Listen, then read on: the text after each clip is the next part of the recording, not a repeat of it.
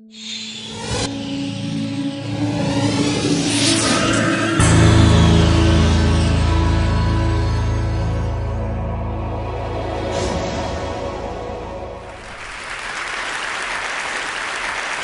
have a tough job to do.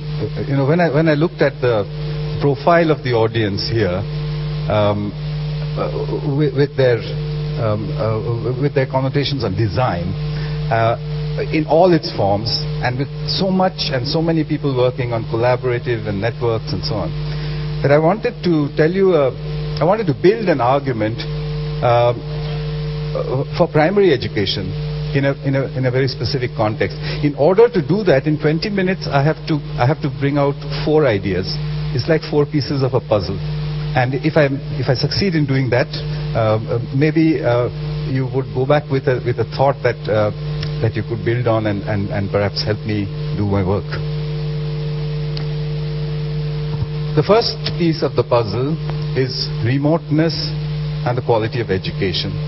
By remoteness, I mean 2 or 3 different kinds of things. Of course, remoteness in its normal sense, which means that as you go further and further away from an urban center, you get to remoter areas. What happens to education? The second or a different kind of remoteness is that within the large metropolitan areas in all over the world, you have pockets like slums or shanty towns or poorer areas which are socially and economically remote from the rest of the city. So it's us and them. What happens to education in that context? So keep both of those ideas of remoteness. We made a guess. The guess was that schools in remote areas do not have good enough teachers. If they do have, they cannot retain those teachers. They do not have good enough infrastructure. And if they had some infrastructure, they have a difficulty maintaining it. But I wanted to check if this is true. So what I did last year was that I hired a car, looked up on Google, found a route into northern India from New Delhi, which which did not cross any big cities or any big metropolitan centers, drove out about 300 kilometers, and wherever we found a school, I administered a set of standard tests, and then took those test results and plotted it on a graph. The graph was interesting, although you need to consider it carefully. I mean, this is a very small sample. You should not generalize from it. But it was quite obvious, or quite clear, that for this particular route that I had taken, the remoter a school was, the worse its results seemed to be. That seemed a little damning, and I tried to correlate it with things like infrastructure, or with the availability of electricity and things like that. To my surprise, it did not correlate. It did not correlate with the size of classrooms, did not correlate with the quality of the infrastructure, did not correlate with the poverty levels. It did not correlate. But what happened was that when I administered a questionnaire to each of these schools, with one single question for the teachers, which was, would you like to move to an urban metropolitan area? 69% of them said yes. And as you can see from that, they say yes just a little bit out of Delhi. Then they say no when you hit the rich suburbs of Delhi, because those are relatively better off areas. And then from 200 kilometers out of Delhi, the answer is consistently yes. I would imagine that a teacher who comes or walks into class every day thinking that I wish I was in some other school, probably has a deep impact on what happens to the results. So it looked as though teacher motivation and teacher migration was a powerfully correlated thing with what was happening in primary schools, as opposed to whether the children have enough to eat and whether they're packed tightly into classrooms and that sort of thing. It appears that way. When you take educational technology, then I find in the literature that things like websites, collaborative environments, you've been listening to all that in the morning. It's always piloted first in the best schools, the best urban schools. And according to me, bias is the result. the literature, one part of it, the scientific literature, consistently blames ET as being overhyped and underperforming. The teachers always say, well, it's fine, but it's too expensive for what it does, because it's being piloted in a school where the students were already getting, let's say, 80% of whatever they could do. You put in this new super duper technology and now they get 83%. So the principal looks at it and says 3% for, $300,000, forget it. If you took the same technology and piloted it into one of those remote schools where the score was 30%, and let's say it took that up to 40%, that would be a completely different thing. So the relative change that ET, educational technology, would make would be far greater at the bottom of the pyramid than at the top. But we seem to be doing it the other way about. So I came to this conclusion that ET should reach the underprivileged first, not the other way about. And finally came the question of how do you tackle teacher perception. Whenever you go to a teacher and show them some technology, the teacher's first reaction is, you cannot replace a teacher with a machine. It's impossible. I don't know why it's impossible, but even for a moment, if you did assume that it's impossible, I have a quotation from Sir Arthur C. Clarke, the science fiction writer whom I met in Colombo, and he said something which completely solves this problem. He said, a teacher that can be replaced by a machine should be. So it puts the teachers into a tough bind. You have to think. Anyway, so I'm proposing that an alternative primary education, whatever alternative you want, is required where schools don't exist, where schools are not good enough, where teachers are not available, or where teachers are not good enough, for whatever reason. If you happen to live in a part of the world where none of this applies, then you don't need an alternative education. So far I haven't come across such an area, except for one case. I won't name the area, but somewhere in the world people said we don't have this problem because we have perfect teachers and perfect schools. There are such areas, but anyway, it doesn't. I've never heard that anywhere else.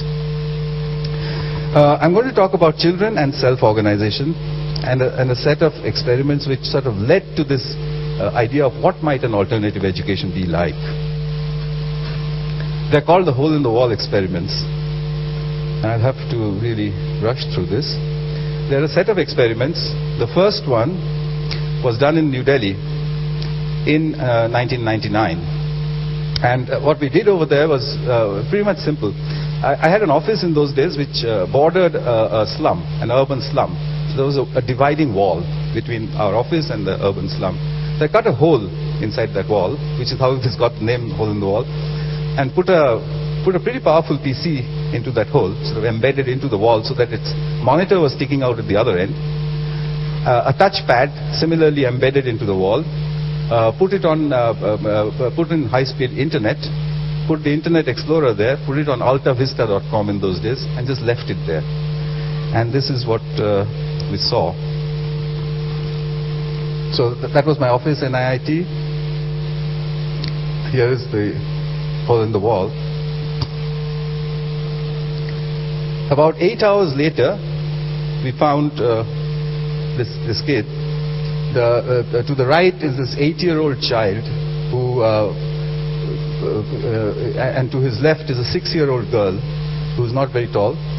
And what he was doing was he was teaching her to browse.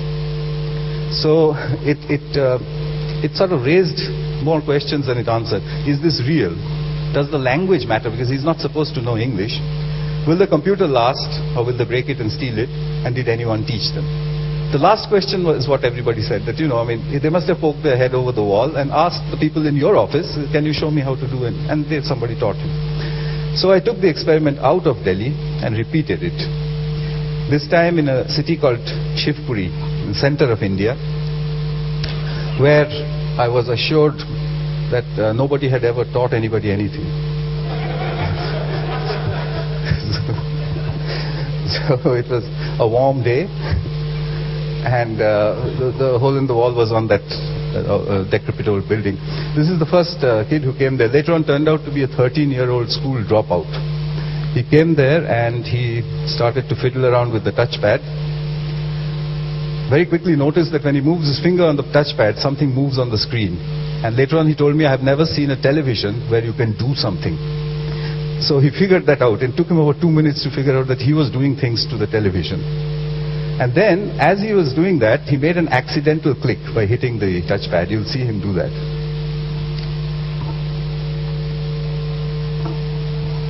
He did that, and the Internet Explorer changed page. 8 minutes later, he looked from his hand to the screen, and he was browsing. He was going back and forth. When that happened, he started calling all the neighborhood children, like children would, let's say, come and see what's happening over here. And by the evening of that day, 70 children were all browsing. So 8 minutes and an embedded computer seemed to be all that we needed there. So we thought that this is what was happening, that children in groups can self-instruct themselves to use a computer and the internet. But under what circumstances? At this time, there was the main question was about English. People said, you know, you really ought to have this in Indian languages. So I said, what? Have what? Shall I translate the internet into some Indian language? That's not possible. So it has to be the other way about. But let's see, how do the children tackle the English language? I took the experiment out to northeastern India, to a village called Madantusi, where for some reason there was no English teacher. So the children had not learnt English at all. And I built a similar hole in the wall. One big difference in the villages as opposed to the urban slums, there were more girls than boys who came to the kiosk. In the urban slums, the girls tend to stay away. I left the computer there with lots of CDs. I didn't have any internet. And came back 3 months later. So when I came back there, I found these 2 kids, 8 and 12-year-olds, who were playing a game on the computer. And as soon as they saw me, they said, we need a faster processor and a better mouse. So I was a little surprised. But, you know, how on earth did they know all this? And they said, well, we picked it up from the CDs. So I said, but how did you understand what's going on over there? So they said, well, you've left this machine which talks only in English, so we had to learn English.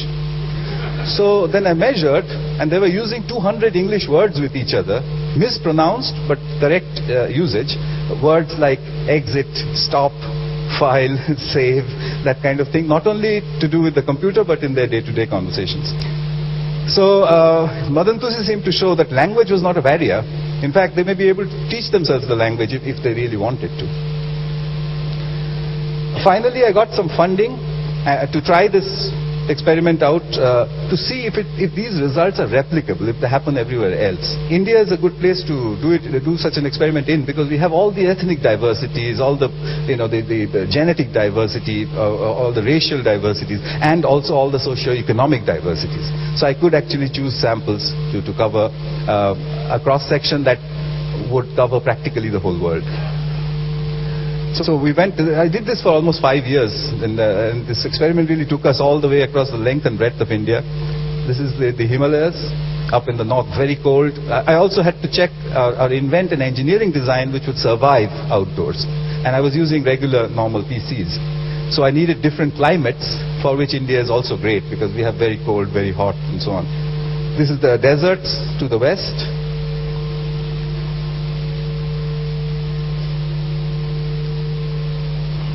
Near the Pakistan border.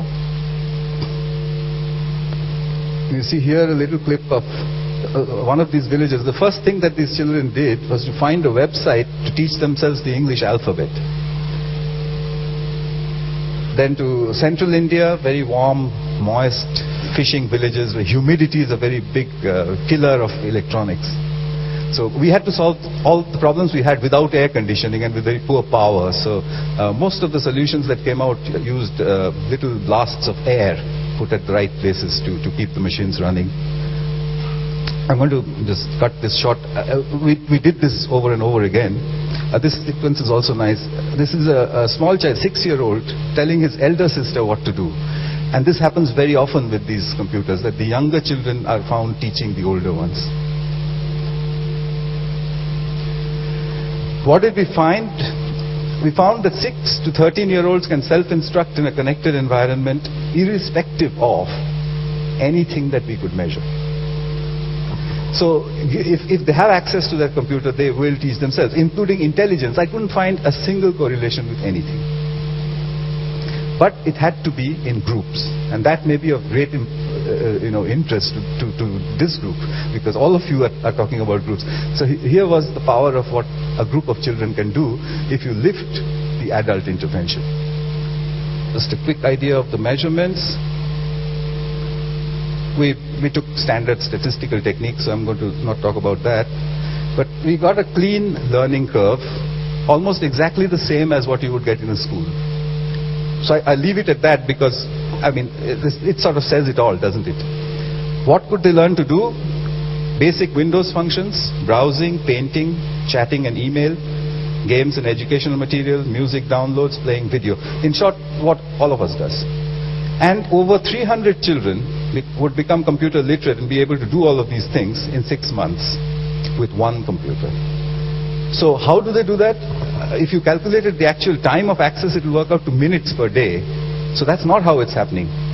What you have actually is, there is one child operating the computer. Surrounding him are usually 3 other children who are advising him on what they should do. If you test them, all 4 will get the same scores in whatever you ask them.